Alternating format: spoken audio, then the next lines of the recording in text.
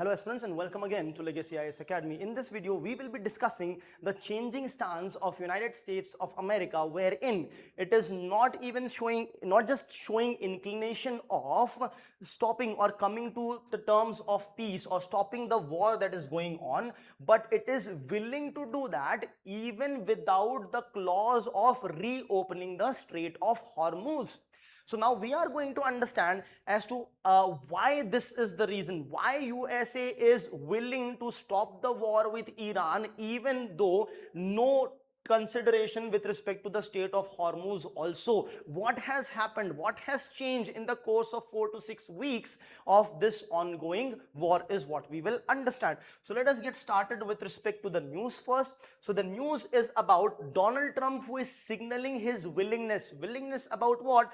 Willingness about ending the Iran conflict even without the expectation of the reopening of Strait of Hormuz. Now, what was USA's earlier position? In fact, even before this the article has talked about his position with respect to a week back, but let's go back to the very beginning of the war. So when USA and Israel basically attacked, subsequent to it, what had happened is Donald Trump was thinking that Iran could probably, at the very initial stages of attack, that it could be won easily. But then, of course, after a day or two, when it started lasting for a week, he understood and gave a statement that yes, we are in for the long term. So that was his position. But when the Strait of Hormuz was closed, reopening of the state was actually a major military goal. Now, of course, it is ironical. Strait of Hormuz before the war was already open. Now, USA went to war, became the aggressor, attacked Iran, subsequent to which Iran closed the Strait of Hormuz, and now USA was saying that we are now fighting the war to reopen the Strait of Hormuz, which was already open before the war itself. So this is what the stance was, that reopening of the Strait of Hormuz was considered a key military objective of the government of USA. Right. Now, what is the current shift? The current shift is such that no longer the Strait of Hormuz is a matter of great concern. Even without that, there is signals that there might be peace which will happen. Now, what is the significance of this? This signifies a great change or a major recalibration of US's strategic priorities, right? So now the priority of USA is possibly to end the war. Now, what is the background of the conflict, which probably we all know? There is escalating tension. It started with USA, Israel attacking Iran, subsequent to which Iran started defending itself and then started attacking the bases of USA that is there, because those bases were being used and others can be used to attack Iran further. Iran's stand was that you have to stop it. You have to not allow the US operate on the basis. If yes, we will stop attacking, or else we cannot take a chance. Then subsequently, Iran basically closed the Strait of Hormuz also, from where more than around 30-40% of the world trade is happening, specifically with respect to crude oil and natural gas. With respect to the Strait of Hormuz, Iran says it's not completely closed. It is still open for friendly countries like India, Russia, China, and even Pakistan, which is on friendly terms with Iran. It is only closed for the enemy states like USA, Israel, and its allies. But that led to the Strait of Hormuz became an even more flashpoint, which led to more increase in the attacks further by USA and Israel. But still nothing is moving ahead. Right. So why this Strait of Hormuz became a flashpoint? Because of the importance that it holds. It is one of the most critical maritime choke point. This is a very small strait wherein around 40% of the trade is happening. So if this strait is closed, nothing can go from here to here or come from here to here. So this side of the world is also disconnect. This side of the world is also disconnect. From this region also goes the crude oil, etc., to the European countries, which are developed countries. So they are also taking a hit over there. There are other goods which are also traded, but prominent is the crude oil and the natural gas, right?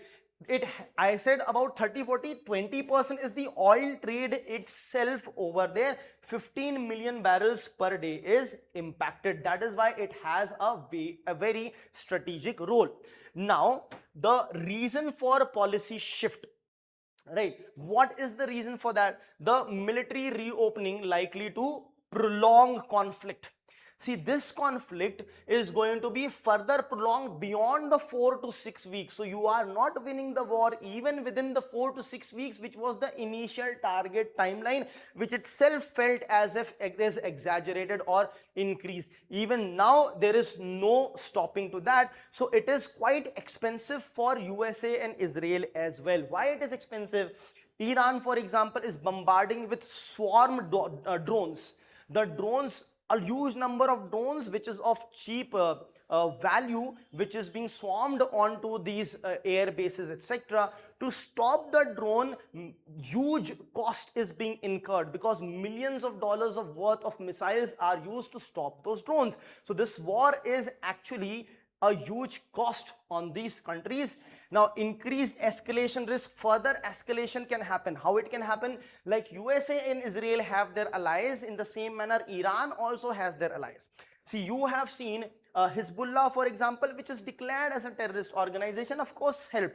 But not just that risk escalation, what can happen is other countries can also get involved. China can get involved, Russia can get involved from the side of Iran, which is going to escalate the risk even more, as a result of which the reason for shifting with respect to this USA policy. Right. Now, what is the emerging USA strategy? That Strait of Hormuz no longer a primary military objective. Then what is important for USA now is the reliance on diplomatic pressure and strategic signaling. So Strait of Hormuz, it is with respect to trade, but what is happening throughout the world? There is geopolitical pressure that is coming up, right? Also, when the geopolitical pressure comes up, that plays a significant role. Big powers are not yet involved directly from the side of Iran, Russia and China, for example. That also plays a role over here. At the same time, it is the European countries which are also taking a hit, which are part of NATO. In fact, Spain, which is a member of NATO, has denied access to the airspace for USA for using it to attack Iran. It has completely denied that. So when it has denied, there will be disruption or differences even within the NATO, of which USA is a part. Imagine NATO, which is an organization which treats attack on any one country as an attack on the entire NATO, and one of such country is Spain, which has denied airspace to USA for attacking Iran. So there are cracks which are being shown there as well. Right. Now, what is Iran's counter strategy? What Iran is also doing over here is, as I said, Strait of Hormuz that is there, it is open for friendly nations and it is closed for enemy nations and its allies. Iran can now start a huge amount of tolls on the ships that are passing through this strait. Okay, I will let you pass only when you give these many millions of dollars, so on and so forth, generating more revenue, making it more costly for the rest of the world to trade from this particular region. Now, this possible restrictions on vessels linked to USA and Israel is already there. Not just USA and Israel, but its allies also. Now, by doing so, what will Iran achieve? Iran will achieve sovereignty. It will assert sovereignty, because its sovereignty was harmed. How was its sovereignty harmed? Because USA is attacking Iran unprovokedly. Who are you to attack Iran? Who are you to interfere? Whatever might be the thing that was happening in Iran.